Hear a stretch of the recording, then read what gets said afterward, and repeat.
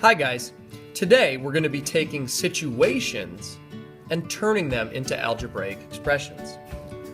Before we do that, we need to review under what certain circumstances are we going to be using addition, subtraction, multiplication, and division. So here's a quick review.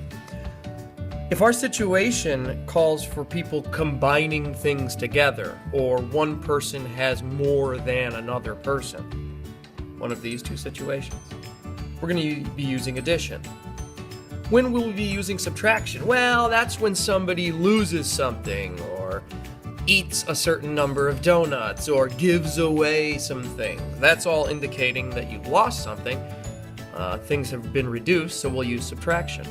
When will we use multiplication? Well, mostly in situations where it says his amount of money doubled, or the number of things they had tripled, or there's 4 times as many of something. And division, the most common scenario is when things are equally shared. Somebody brought something in and equally shared it with their friends. That'll be division. Now, before we move on, take a look at these 4 situations and see how many you can remember. In a second, I'm going to erase them and ask you to remember as many of these as you possibly can. So, take a second to look at them.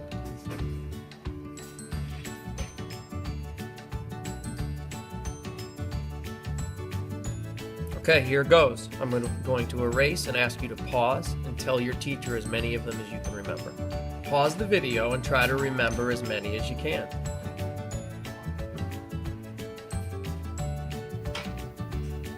Okay, here they are. How many did you remember? Okay, let's move on to a situation. Let's apply this to a situation involving jewels. Rich jewels. Let's read the story. Mary doubled the number of jewels she had, okay, then got 4 more jewels. Okay, if J represents the number of jewels she had originally, write an expression for the number of jewels she has now. So if this is the number of jewels she had originally, that's J. So how many jewels does she have originally? J. But it says she doubled the number of jewels she had. Doubling means doing this.